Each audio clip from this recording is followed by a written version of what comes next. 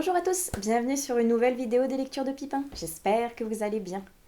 On se retrouve cette semaine pour faire suite à la vidéo de la semaine précédente où je vous parlais de mes tops 2023 avec cette fois-ci les flops que j'ai lus en 2023. Alors il n'y a rien de méchant, de péjoratif ou autre. Moi ce que j'appelle flop, ce sont juste des lectures qui ne m'ont pas convaincu ou qui ne m'ont pas convenu.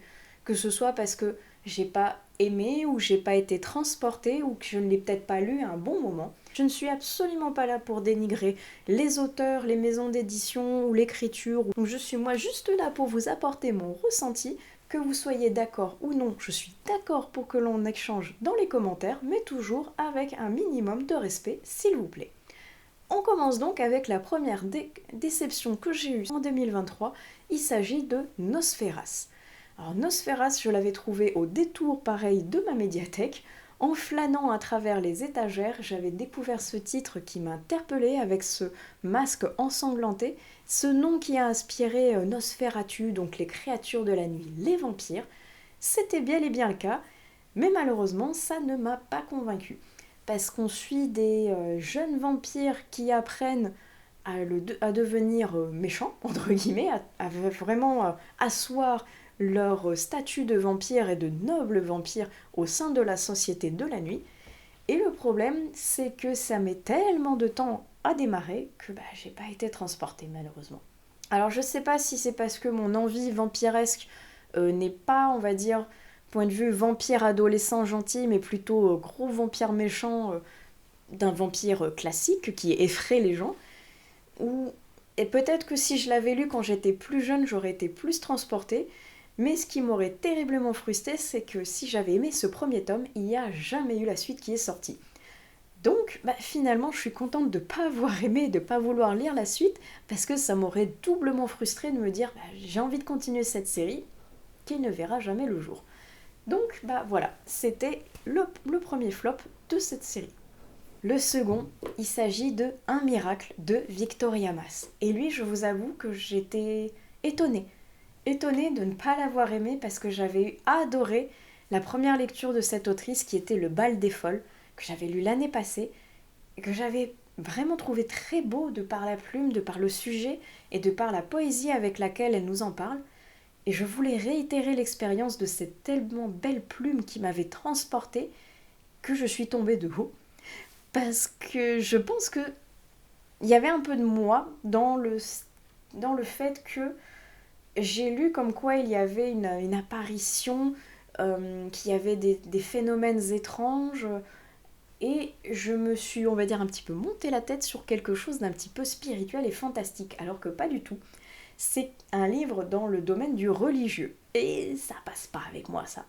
C'est vraiment pas un sujet, moi, qui me passionne, et je pense que c'est pour ça que j'ai été terriblement déçue, que je suis tombée de haut, parce que ce n'était finalement pas ce à quoi j'aspirais. La plume reste belle, mais le sujet du roman n'était pas ce du tout à quoi je m'attendais et ce que je voulais lire, donc malheureusement, ça n'est pas passé. La troisième lecture que j'ai le moins appréciée cette année, ce fut, pareil, contre toute attente, A Dance with a Fey Prince de Elise Kova, qui était ce titre qui était un éternel, on va dire, running gag que je mettais depuis des années dans tous les challenges littéraires qui pouvaient passer et que je ne lisais jamais. Là, ça y est, je l'ai enfin lu et j'ai été terriblement déçue. Et j'ai été déçue d'être déçue parce qu'en fait, j'attendais tellement de pouvoir le lire pour pouvoir lire l'autre tome qui attend en plus derrière que je pense que je m'étais fait des espérances incroyables vu que j'avais beaucoup aimé les précédentes lectures. Et celle-ci, je suis vraiment tombée de haut parce que je trouvais que le schéma narratif était exactement le même que Un pacte avec le roi elfe que j'avais lu quelque temps avant. C'est exactement la même chose avec une jeune fille qui est soi-disant frêle, sans pouvoir, qui ne connaît pas ou n'aime pas le monde de la magie, qui va se retrouver contrainte d'être liée à un être magique et qui ne vont pas s'aimer au tout début, ça va être un enemies to lovers, ils vont forcément avoir des déboires, de la magie, des ennemis et ça va aller bien après. Exactement le même schéma qu'avec le roi elfe. Donc j'étais très très très déçue. Et autant le roi elfe j'avais bien aimé parce que le côté nouveauté était là, autant Dance with the Fey Prince, malheureusement, comme j'ai trouvé qu'il était un petit peu identique à l'autre, même s'il y a des différences parce qu'on est dans le monde des fées et non pas celui des elfes, c'est pas le même sujet de discorde qu'il y a entre les deux peuples, mais il y a tellement de choses qui se ressemblent que j'ai pas aimé et j'ai préféré un pacte avec le roi elfe qui pourtant avait des défauts qui étaient assez courts, qui méritaient d'être un peu plus travaillés et aboutis. Celui-ci malheureusement il a repris les erreurs et il en a rajouté en plus, donc j'ai très peur maintenant de lire Duel with the Vampire Lord, même si je pense qu'il va être un peu plus punchy que celui-ci. Je suis curieuse et dubitative en même temps, parce que je me dis que si je n'aime pas le prochain Eliskova, je ne vais peut-être pas garder cette série finalement, et je n'ai même pas encore acheté le dernier qu'elle a fait, parce que j'ai tellement été déçue par celui-ci que je me suis dit, je vais d'abord lire celui sur le vampire, avant d'acheter celui sur les sirènes, parce que si jamais j'aime pas celui sur les vampires, quelque chose me dit que cette série, je ne vais pas aller plus loin malheureusement. Alors lui, je sais qu'à chaque fois que j'en parle, tout le monde me dit mais pourquoi t'aimes pas alors que moi j'adore, il est génial, c'est magnifique, le design, l'histoire, blablabla. Je n'en sais rien. Que voulez-vous, je n'y peux rien. J'ai testé les 4 premiers tomes, je n'en ai aimé aucun. C'est comme ça, je ne peux pas vous dire pourquoi vous aimez et moi non par exemple, mais moi ça ne passe pas malheureusement avec Lore Olympus de Rachel Smith. Je suis désolée pour toutes les personnes qui aiment cette série, moi je n'y arrive pas. Je n'y arrive définitivement pas. Pourtant j'aime le design, je le trouve beau, novateur, avec un code couleur pour chaque dieu et déesse qui est intéressant. Mais le fait que ce soit une énième réécriture de ce mythe d'Hadès et Perséphone m'a peut-être un petit peu blasée alors qu'on en a vu beaucoup passer dans l'année 2023. Le fait que ce soit dans un lieu un peu plus contemporain et très lent à se mettre en place n'a pas réussi malheureusement à me convaincre. Donc je sais qu'il est beaucoup apprécié par beaucoup de gens parce qu'il dénonce des choses d'actualité, parce qu'il est justement ancré dans un monde plus contemporain, donc où on peut apporter plus de modifications par rapport au mythe originel. Mais je suis désolée, moi j'ai beau essayer, je lui ai donné sa chance 4 fois avec donc 4 tomes, et je n'irai pas jusqu'au 5e parce que je n'y arrive pas, je n'aime pas. Si vous l'aimez, tant mieux pour vous, franchement, je suis ravie que ça vous plaise et que vous lui donniez sa chance alors que moi je n'aime pas. Au contraire, moi je vous invite à découvrir même les lectures que moi je n'ai pas aimées, avec notamment Lore Olympus, qui a un tel engouement parmi une communauté de fans incroyable que ne restez pas sur mon avis négatif parce que je suis sûre que ça pourrait vous plaire et que vous pourrez passer à côté. Donc ne restez pas que sur le fait que moi je ne l'aime pas, ça ne reste que mon avis. Faites-vous votre propre opinion et n'hésitez pas à découvrir les titres même si moi ils ne m'ont pas plu. Le prochain, il s'agit de l'Empire d'écume, que pourtant j'avais lorgné pendant beaucoup de temps parce que la couverture était belle, il est vrai, parce que l'histoire me paraissait très intéressante, très riche, avec ce rituel qu'il y a de prélever un petit bout d'os derrière l'oreille de chaque nouveau-né et de voir s'il est assez fort pour survivre ou non. Et chacun de ces bouts d'os permet de créer des chimères, des créatures fantastiques avec des pouvoirs. Ça me paraissait intéressant avec un ancrage un petit peu dans la Chine ancestrale, dans la Chine mythologique. Et finalement, je l'ai abandonné assez rapidement, à peine 100 pages, parce qu'il n'y avait rien. Il n'avait aucun punch, il n'y avait que des descriptions, rien qui avançait et ça mettait beaucoup trop de temps à se mettre en place que quand j'ai vu qu'il faisait 600 pages, je me suis dit qu'avec toutes les autres lectures qui m'attendaient, peut-être qu'il fallait que j'abandonne celle-ci pour me consacrer à d'autres qui allaient m'intéresser un peu plus parce que j'arrivais pas à accrocher. Le papier est très très fin comme un peu du papier Bible, donc l'expérience de lecture n'était pas très agréable non plus, il est vrai. Et le fait que rien n'avance, moi au bout d'un moment, s'il n'y a pas de punchy, s'il n'y a pas quelque chose qui m'intrigue derrière, même si c'est quelque chose de long à se mettre en place, je sentais pas qu'il y avait quelque chose qui pouvait m'attirer finalement dans cette histoire, donc je suis passée à côté, alors que c'est pareil, Il y a beaucoup de gens qui adorent cette série, et moi, non, malheureusement, ça ne fut pas mon cas. C'est vrai, celui-ci, je regarde mes notes pour savoir lequel est le prochain titre à vous présenter, et je rigole parce que c'est pareil, celui-ci aussi, j'ai l'impression que tout le monde l'apprécie sauf moi. Donc, j'ai l'impression que c'est un peu mon unpopular opinion, parce que la série des détectives du Yorkshire, je n'y arrive pas. Et pourtant, c'est une série qui comporte beaucoup de tomes, avec donc beaucoup de fans derrière. Et le premier tome était tellement lent. J'ai pas réussi à accrocher. C'est pareil, il y avait rien dedans qui m'inspirait l'envie de continuer. Pourtant, je l'ai terminé, je suis allée jusqu'au bout parce que je voulais connaître le fin mot de cette enquête.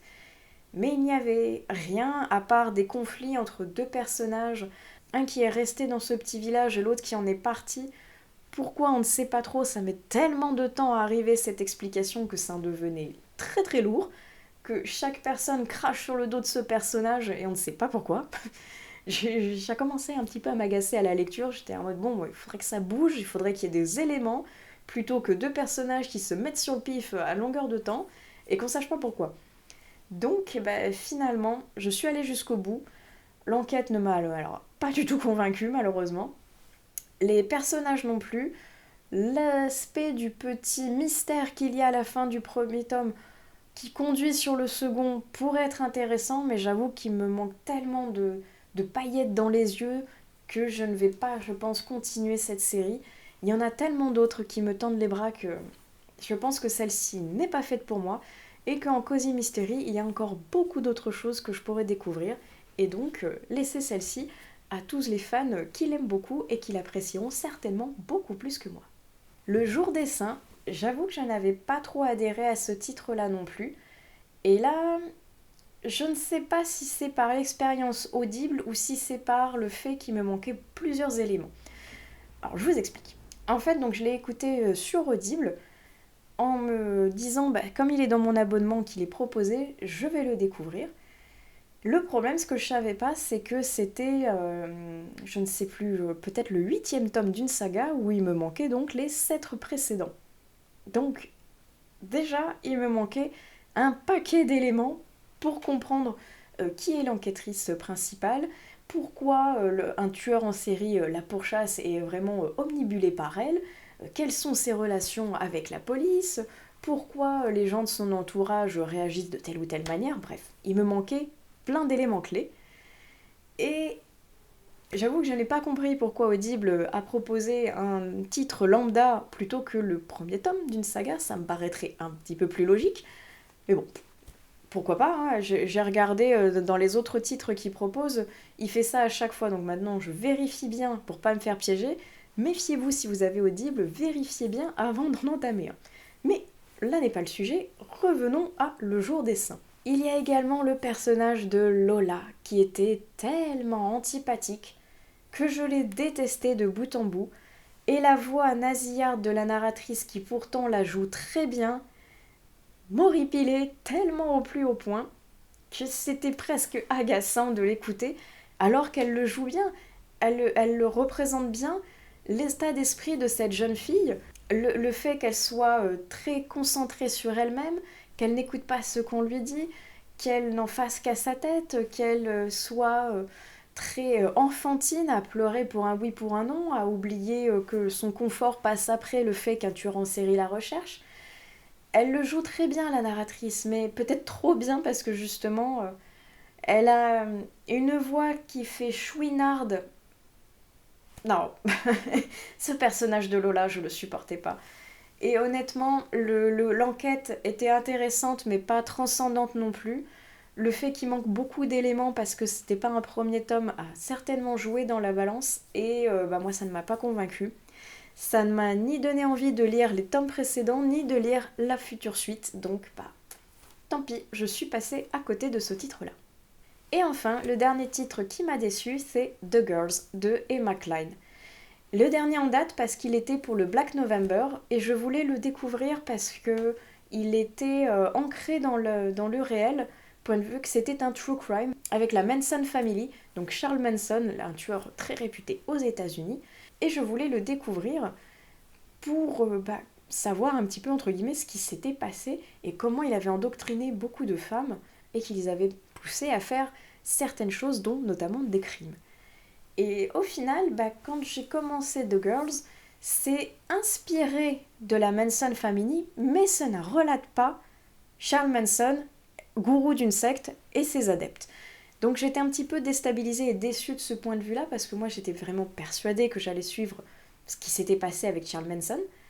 Et au final, l'écriture, pareil, était très lente, malsaine, donc on retrouvait bien le côté secte, gourou qui endoctrine les gens par son simple charisme, mais c'était beaucoup trop porté sur l'aspect sali du sexe, l'aspect sali de la personnalité d'une femme, et avec une lenteur d'écriture qui ne m'a vraiment pas convaincue à faire autre chose que de fermer ce livre et l'abandonner malheureusement. Alors, j'ai l'impression qu'il y a beaucoup de gens, pour une fois, qui sont d'accord avec ce que je dis et qui n'ont pas aimé ce livre, mais moi vraiment j'ai été déçue parce que je m'attendais vraiment à du true crime et pas à une inspiration d'un true crime pour pouvoir créer son propre univers. Ce qui est très bien en soi, c'est une bonne idée, mais là la plume de Emma Cline ne m'a vraiment pas convaincue et m'a pas du tout donné envie de terminer le livre, je l'ai abandonné parce que j'arrivais pas à rentrer dedans. Et plus j'insistais, plus j'avançais pour me dire bon, peut-être que ça va bien se passer après. Et moi j'étais motivée à pouvoir poursuivre, donc je me suis dit à un moment, tant pis, j'arrête, c'est pas grave. Il y a d'autres lectures qui vont certainement plus me captiver que celle-ci, et peut-être que d'autres personnes qui l'ont aimé pourront me dire pourquoi elles l'ont aimé, qu'on puisse échanger tous ensemble dessus, parce que moi, malheureusement, c'est pareil, je suis passée à côté de ce titre-ci. Et c'est donc ce titre qui vient clôturer mes flops. J'en ai eu moins que les tops, je trouve que c'est presque étonnant parce que je suis passée par des phases vraiment négatives en 2023 où j'avais beaucoup de mal à lire et à apprécier mes lectures.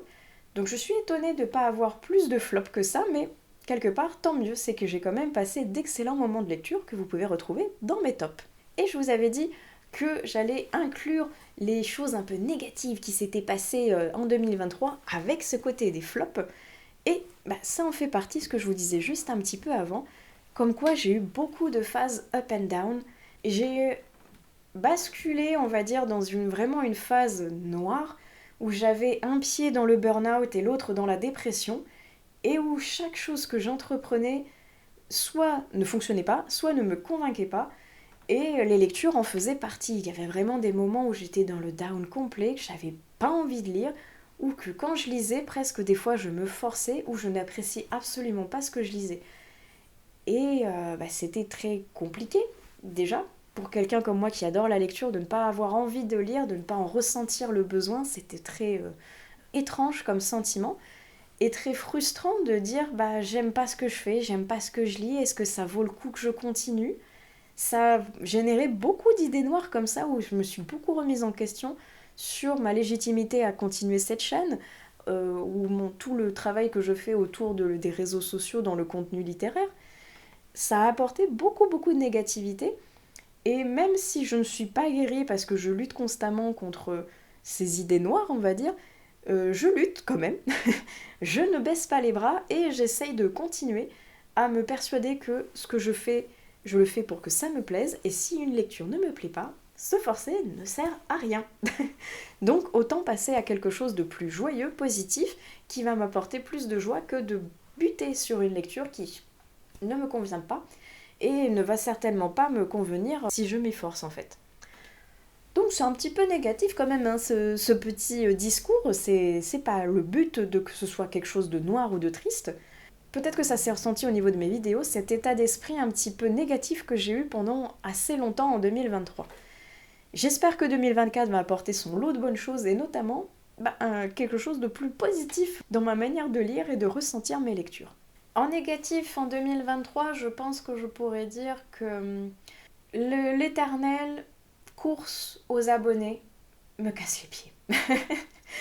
Pas parce que ça me saoule d'avoir des abonnés, au contraire, je suis très contente d'en avoir et je vous remercie de me suivre et de suivre ce que je fais et que je vous propose. Ça me fait très plaisir de pouvoir échanger avec vous.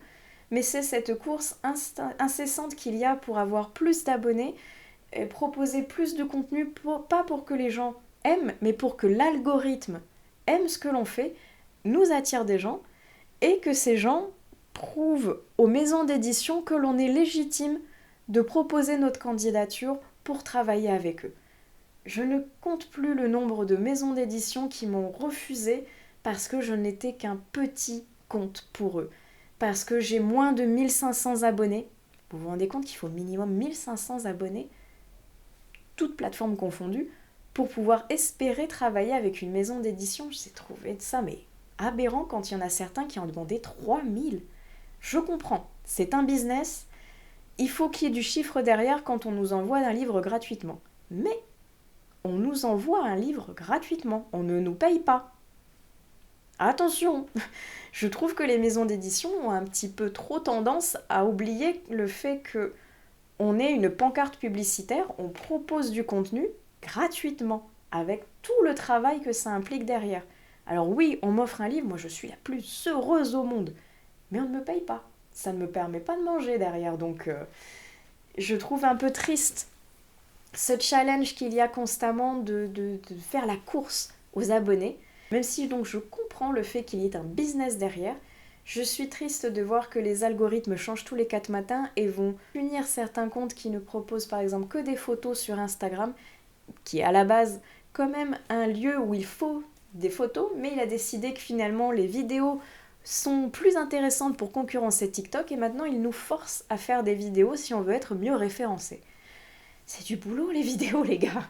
Franchement, quand on a un taf à côté, moi je ne peux pas me permettre malheureusement de faire uniquement que du contenu littéraire. Je ne suis pas payée, ça ne me permet pas de manger ni de payer mes factures derrière, donc évidemment je suis un peu plus en retrait que certains comptes. On va essayer pareil d'améliorer ça en 2024 avec de nouvelles idées. On va essayer de coller un petit peu plus à l'algorithme avec justement ces nouvelles idées que j'ai en tête. Si ça marche, tant mieux, je serai ravie. Si ça marche pas, tant pis, hein, zut l'algorithme, parce que c'est trop dur à suivre. Chaque plateforme est différente, chaque plateforme demande des compétences et des exigences différentes. Donc on verra ce que ça donnera. Et enfin, le dernier point négatif que je voulais évoquer avec vous, parce que j'ai pas envie que cette vidéo soit un concentré de noirceur et de gros broutage à la face du monde. Donc après, on repart dans du positif. La dernière chose que je n'ai pas aimée, entre guillemets, ce qui me paraît logique, les haters. Moi qui pensais que la booktube sphère ou la bookstagram sphère, donc le milieu littéraire était sympa par rapport à d'autres milieux où tous les gens se tirent dans les pattes, il y en a qui ont échappé au lot et qui viennent quand même emmerder le monde. Non. Arrêtez de faire ça, c'est super lourd franchement. Chacun a sa propre opinion, oui. Chacun a son propre avis, oui. Tu peux aimer, tu peux ne pas aimer, mais tu n'es pas obligé, si tu n'as pas aimé quelque chose, de cracher sur la personne qui travaille pour t'offrir du contenu gratuitement. Tu n'aimes pas, tu skips, basta. Ne va pas pourrir gratuitement cette personne. Il y a quelqu'un derrière cette vidéo qui a travaillé d'arrache-pied pour créer un contenu, filmer, faire un montage, une vignette, faire plein de choses. Donc quand elle se prend dans la tronche comme quoi le contenu ne plaît pas, ou comme quoi, je ne sais pas, la tenue, la tête de la personne qui parle ne plaît pas, ou qu'on en fait des tonnes parce qu'on est influenceur, donc on est forcément faux, on a forcément tout pour être rémunéré derrière, ça fait mal de se prendre ça dans le pif quand même, c'est pas très gentil, hein. Donc je n'ai pas beaucoup de haters et j'en suis ravie, mais le peu que j'ai, va falloir vous calmer. Parce que moi j'apprécie pas de me faire cracher sur la tronche gratuitement. Voilà. Donc, comme je vous disais, même sous le coup de l'humour et de l'autodérision, on est d'accord que tout le monde peut aimer ou ne pas aimer quelque chose. Mais ça ne sert à rien, sous le couvert de l'anonymat et de la liberté d'expression, d'aller écrabouiller des gens pour le simple plaisir que t'es derrière ton ordinateur, tu t'ennuies, donc tu vas aller casser du sucre sur le dos de quelqu'un. Si tu t'ennuies, je sais pas, sors faire un tour, prends un café, va faire du sport, mais trouve une autre occupation que d'emmerder des gens sur internet qui t'ont rien demandé. Voilà, c'était un petit message pour toutes les personnes qui en ont marre des haters, qui n'ont rien d'autre à faire que de pourrir le monde avec leur négativité. Bref, ceci étant dit, c'était donc la fin de cette vidéo qui, j'espère quand même, vous aura plu. N'hésitez pas à me dire dans les commentaires si parmi ces flops, il y en a certains que vous avez lus, si vous les avez aimés ou non. Et sinon, dites-moi quels étaient vos flops pour cette année, que je sache si moi aussi je les ai lus, ou sinon que j'aille me renseigner un petit peu sur de quoi ça parle. N'hésitez pas aussi à me dire dans les commentaires si vous aussi vous avez eu des up and down comme moi pendant cette année 2023, si vous aussi vous avez des haters pas sympas qui s'acharnent, on ne sait pas pourquoi. Qu'on en discute tous ensemble. Et après, moi je vous retrouverai dans une prochaine vidéo ou sur les autres réseaux sociaux que je vous mets de toute façon dans la barre d'infos à chaque fois si ça vous intéresse d'aller regarder. Et donc on se retrouvera la semaine prochaine dans une nouvelle vidéo qui là parlera des bonnes résolutions littéraires pour 2024 ainsi que de petites choses qui vont, j'espère, arriver parce que j'aimerais beaucoup les mettre en place. Allez, je vous souhaite d'excellentes prochaines lectures et à plus tard dans une nouvelle vidéo des lectures de Pipin. Allez, ciao!